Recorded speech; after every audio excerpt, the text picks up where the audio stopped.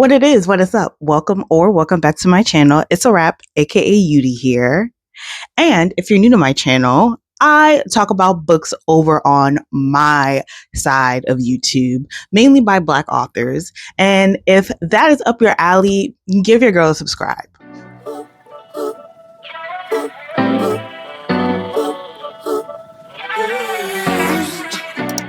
We are going back to a very specific era in publishing where every book looked like it came from the same universe. Think martini glasses, stiletto heels, metropolitan young woman city life, possibly having a nervous breakdown. And somehow, these books became one of the biggest phenomena of the late 90s into the early 2000s. I'm talking about chick lit, as you can tell from the title. And chick lit, I have been just recently thinking about what happened to chick lit. And also thinking about chick lit in conjunction with third wave feminism. I know not a lot, but I know that we are technically out of third wave feminism, and there's a conversation of us being in fourth wave feminism, and we'll talk about what fourth wave feminism is, what third wave feminism is, when exactly we come out of it, because I argue that chick lit in essence is the thoughts of third wave feminism articulated in book, and also like it was articulated through media as well. But in that, as third wave feminism died, so did the marketing marker of chick lit on women's fiction. So first, we have to talk about what is chick lit. Depending on who you ask, some people thought of chick lit as deeply empowering, deeply embarrassing, or secretly one of the most honest genres women were writing during the era. Where do I fall as a reader of chick lit? In retrospect, it just felt very current and contemporary. If anything, it was contemporary women's fiction with a jargony marketing title of chick lit. But I think it very much spoke for a specific type of woman in this moment in time of the world that women were living in, of the mid 90s into the early 2000s. Now, the critiques, we'll get to that. Now that The Devil Wears Prada 2 is out, I mean, with these books, these notable pieces of work that we consider chick lit, just to name a few: Bridget Jones' Diary, The Devil Wears Prada, Confessions of a Shopaholic, Something Borrowed. All of these books, very close to when they were released, somewhere, if not in the mid to late 2000s, had some type of theatrical release. Chick lit, in terms of how it was marketed to women, was a big media moneymaker. And also coinciding with chick lit, there was also the chick flick. And all of this comes to die pretty much by the early 2010s. And I'm giving a lot by the early 2010s. I would say by probably 09, 08, this faction, this genre, this branding of women's contemporary fiction had died. Looking back through the internet in the ways that we discussed chick lit and chick flicks, it was dubbed as frivolous and unthoughtful. And I argue, as someone who likes to read media, that even in the most unthoughtful forms of media, there's something very thoughtful to say as consumers or as people who, are writing this work to be consumed. And I think underneath this plot of this middle class contemporary woman, more likely than not, living a city life, navigating relationship, career, and whatever else, consumerism. I think in every book, what was really being asked in a more broader sense that I will narrow down, it was really asking, what does liberation actually look like for women? And One thing that I believe was always missing, or that I feel is always missing in the discussion of chick lit in a retrospect, is that when we discuss chick lit in the literature and, the canon of literature, it is very white. And I will argue that the first quote unquote, even though it wasn't branded in that way, the first quote unquote chick lit that falls into all of the archetypes that I feel are quintessential to chick lit is Terry McMillan's Waiting to Exhale. I think it touches on a lot of things that Bridget Jones, which I think officially is the first book that gets marketed under chick lit, the ensemble of characters in Waiting to Exhale and the character in Bridget Jones, that they tackle and navigate a lot of the similar things.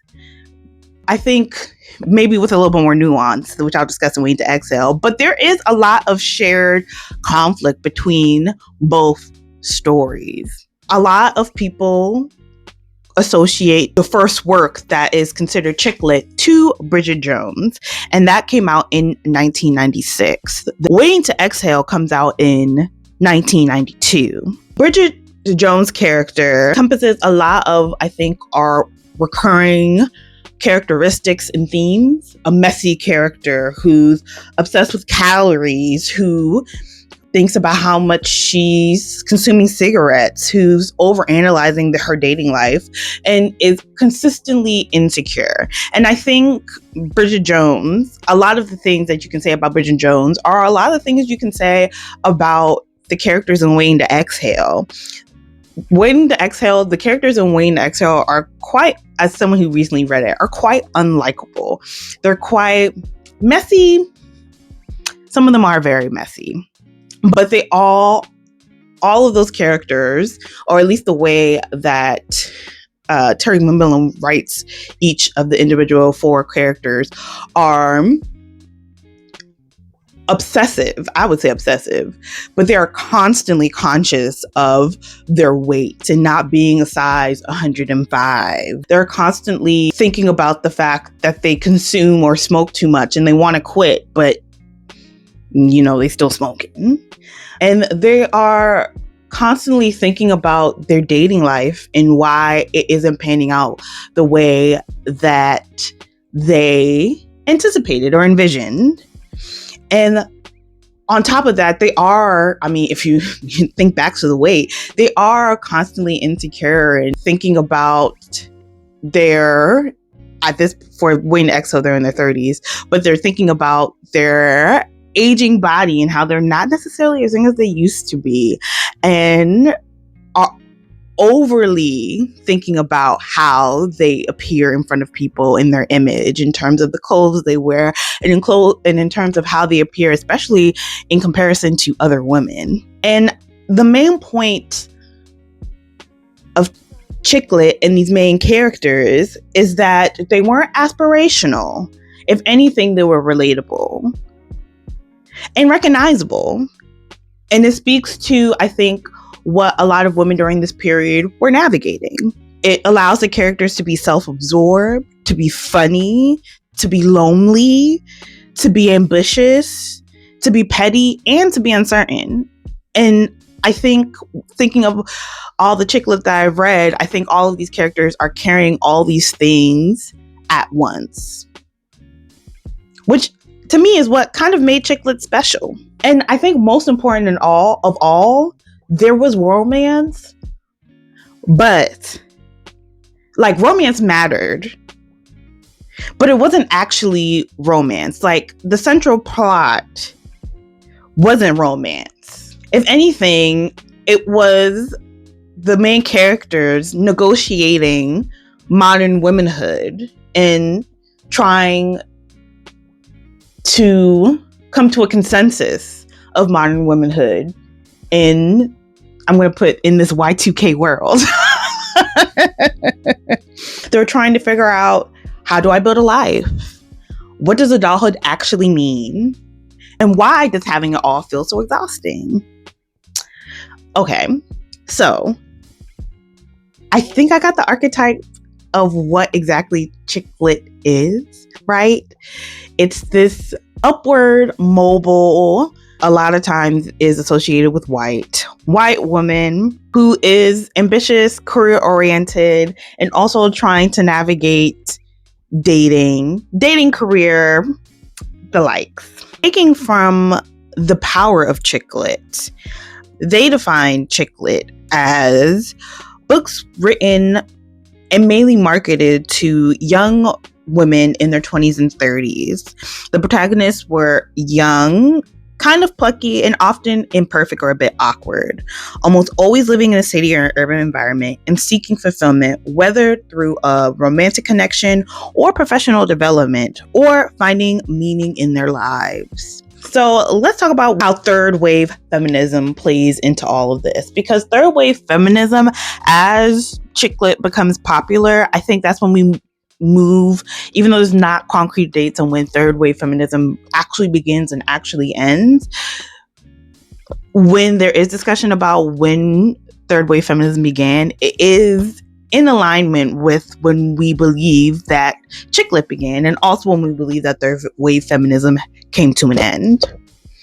So first, what is second wave feminism? What are we coming from? So second wave feminism focused heavily on collective political struggle, while third wave feminism centered, because we're in past, centered on the individual woman, where choice became the language of empowerment versus this collective political struggle. So really, the message of third wave feminism, especially if you think about it through like how we received it through media, you can choose femininity, you can choose romance, you can choose beauty, you can choose ambition, you can choose motherhood, you can choose sexuality, and all of those choices can still be feminist. I think that idea of choice and struggling with choice is the main conflict of these characters throughout each and every one of these chick lit novels, right? Choosing career, choosing dating.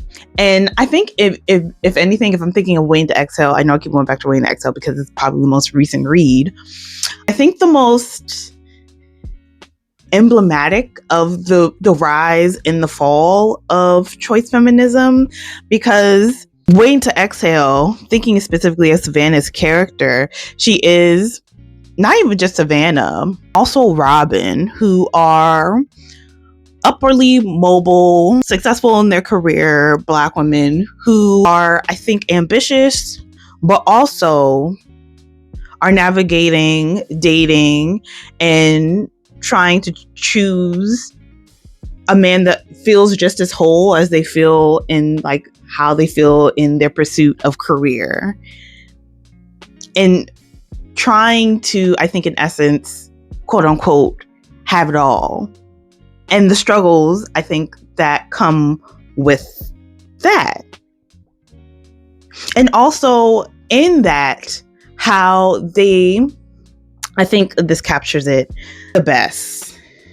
They're trying to be a perfect modern woman, right?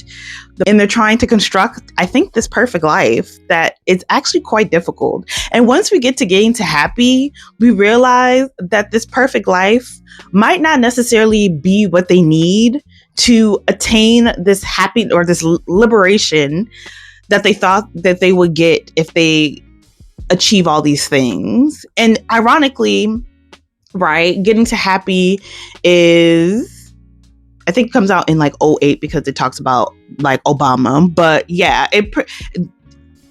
between Waiting to Exhale, which is like the beginnings of third wave feminism, to getting to happy, which is the end, right? And these characters of age, the way that what they're searching for has changed, and how the things that they desired within the first book has changed by the second book. I think it completely speaks to, I think, maybe the negatives or some of the disillusionment that came with third wave feminism. The main protagonist within the chick lit, she's independent, but she's still desirable. She's successful, but she's not intimidating. She's stylish, but still effortless. She's sexually liberated, but never too much.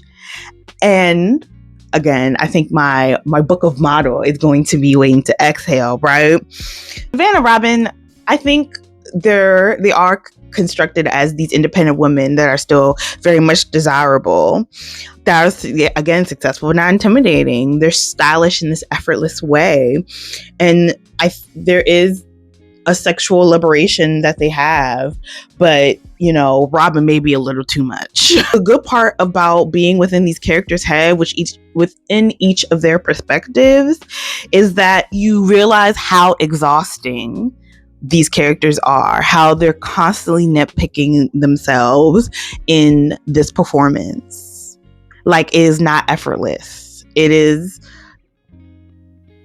if anything, when we get to 2008, when we get to them older, we see how mentally exhausted they are of performing and trying to attain these things. And I've read some scholarly works on chick lit, and I think a good point, I'll link some of the works that I read below that really influenced my thoughts on chick lit. But there was this interesting point about how thinking of Bridget Jones and Waiting to Exhale are my two main points, because I've read these works and these characters really live in my mind.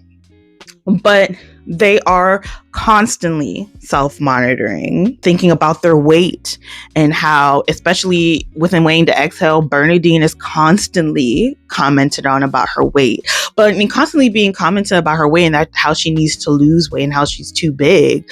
I mean, Robin and Savannah, who are considered the ideal, right, who are considered desirable, are also very self-loathing in terms of their body image and how they need to be small in a certain size, and also taking pride in that I am slim and small.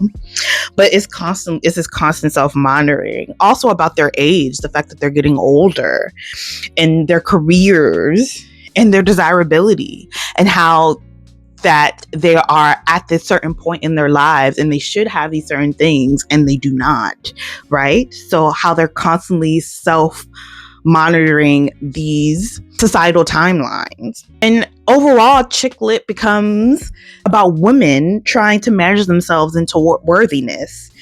I mean, look, the supermodel is the 90s supermodel.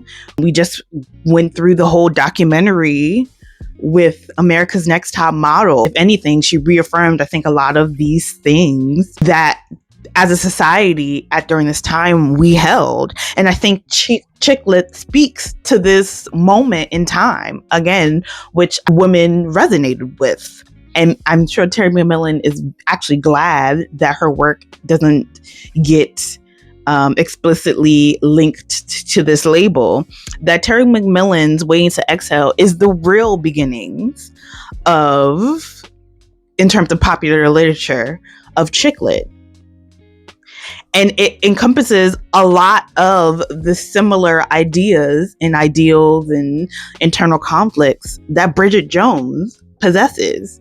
And Bridget Jones, again, comes out in 1996, and Waiting to Exhale comes out in 1992. And what makes Terry McMillan special, I think what makes it more special in terms of Black women authors who fall into the same realm of quote unquote chick lit, is that they're also writing to an audience that traditionally have really never been spoken to, right? This middle-class Black woman who's navigating friendship, career ambition, dating, motherhood, loneliness, and desire. This complicated Black woman in a nuanced way that, especially just in media period, doesn't really get highlighted.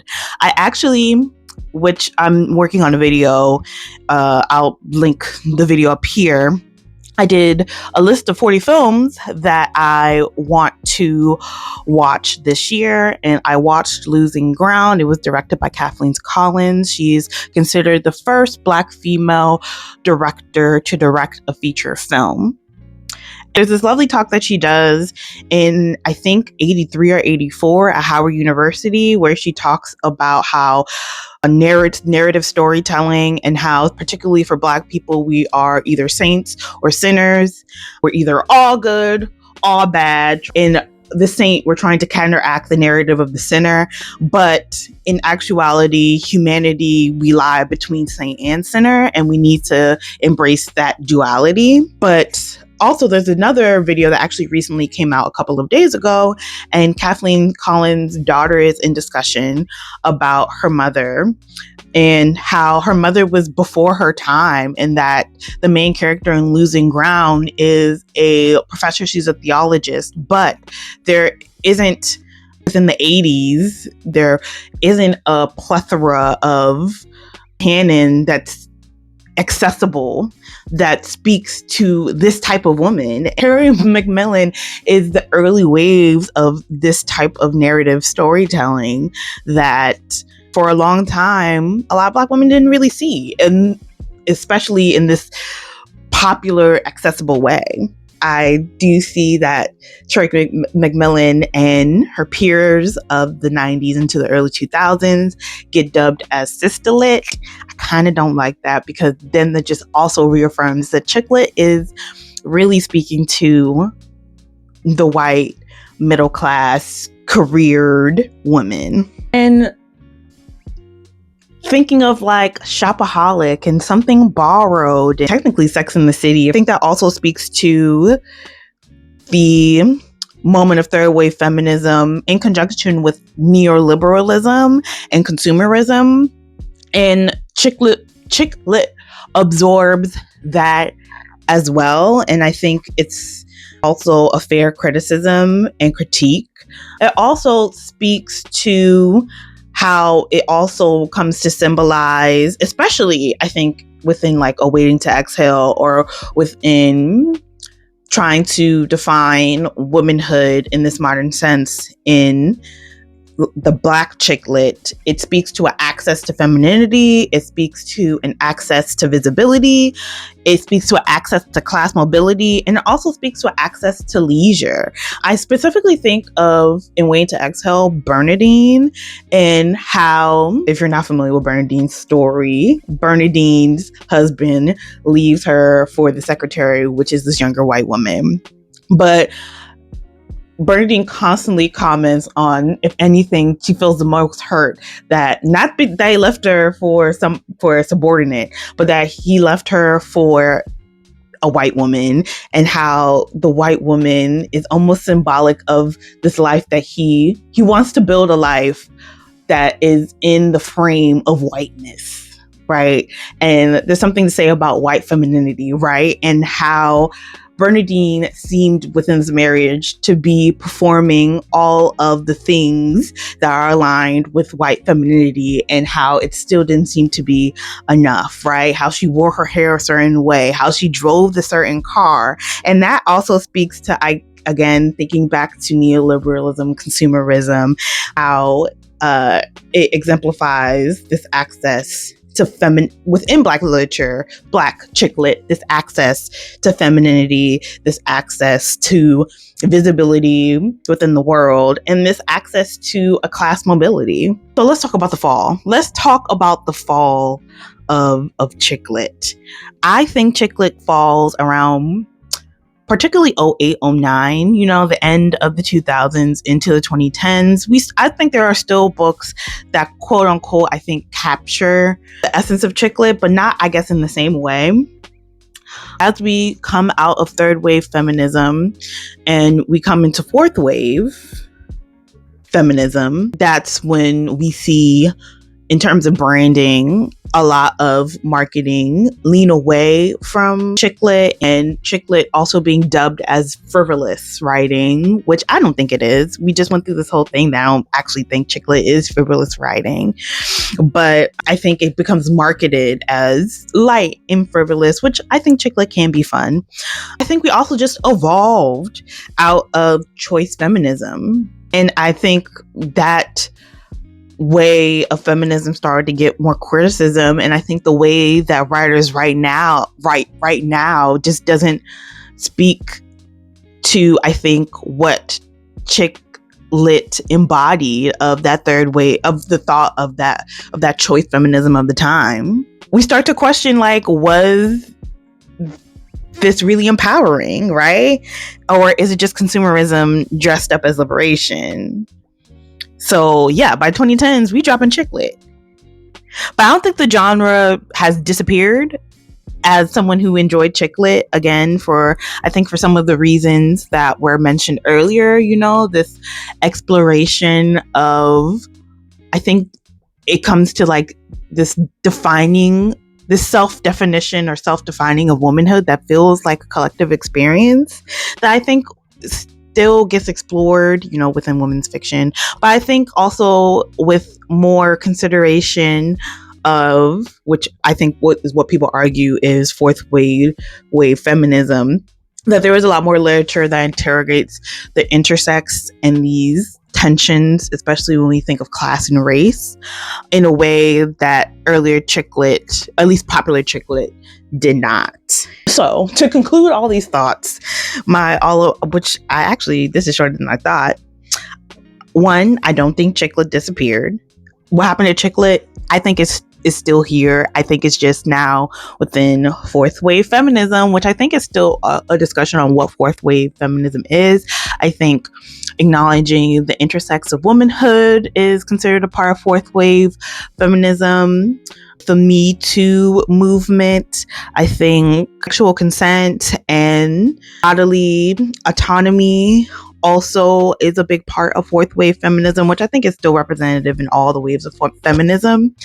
And when I think of fourth wave feminism and coming back to the intersex, I think we explore more queer, like a less heteronormative idea of womanhood. I think queerness is more incorporated within this fourth wave of feminism. And I think that's more reflected, I think, in the quote unquote women's fiction that is coming out now, that maybe at some point, because I do think that there are running themes within work in terms of how women explore friendship and, living in this current climate of the world that we live in. And maybe one day we will come up with a line that embodies that. I think of like a Queenie, a Lester, a Mame. This is all Black authors, but like Normal People also falls into that. Normal People, and there is probably a word for it that encompasses this female main character, but we haven't got there yet, and maybe it's best that we don't have a word for it and we just let it breathe and be. But all in all, to say, I don't think chick lit has died, and I think that the legacy still lives, and I think that we should start having a more thoughtful discussion about, I think at this point, we're like a decade out of chick lit, and I think we can have a more full discussion on that era. So what do you guys think? Was chick lit a feminist thought or a consumerist trip? Let me know what you think in the comments, and we can continue discussion there. Thank you all for watching. Deuces.